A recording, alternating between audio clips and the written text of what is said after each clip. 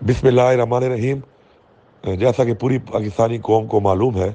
کہ کچھ ہی دنوں بعد یہ اسمبلیاں تحلیل ہو جائیں گی اپنی میعاد پوری ہونے کی وجہ سے، اور اس کے بعد پاکستان میں ایک قومی اور صوبائی اسمبلیوں کا الیکشن کا انعقاد کیا جائے گا۔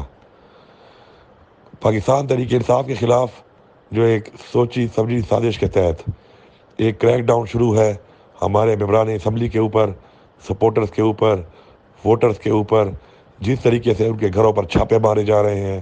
غیر قانونی پرچے کاٹے جا رہے ہیں، اور جس طریقے سے لوٹ مار کی جا رہی ہے اور توڑ پھوڑ کی جا رہی ہے، میں سمجھتا ہوں کہ ان حالات کو اگر بند نہ کیا گیا تو پاکستان میں جو الیکشن کا انعقاد ہو رہا ہے، یہ پاکستان میں اور بین الاقوامی سطح پر یہ الیکشن ایک سوالیہ نشان بن جائے گا۔ اس وقت پاکستان کی سب سے بڑی ضرورت پاکستان کا استحکام ہے۔ آج جو پاکستان کی معیشت کا حال ہے، جو ہماری ایکسپورٹس کا حال ہے،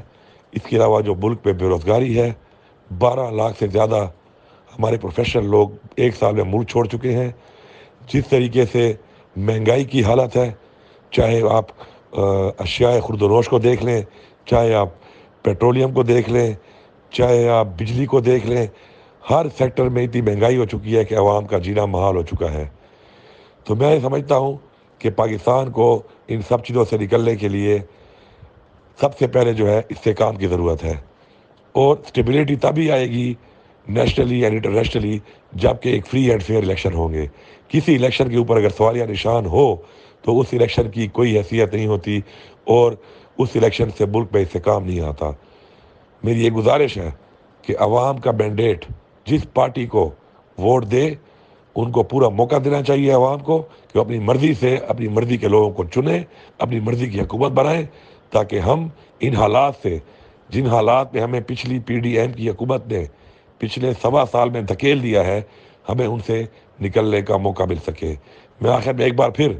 تمام ذمہ داران سے اور تمام جو انٹرم گورنمنٹس ابھی بنی ہوئی ہیں، جو کہ انٹرم گورنمنٹس نہیں ہیں بلکہ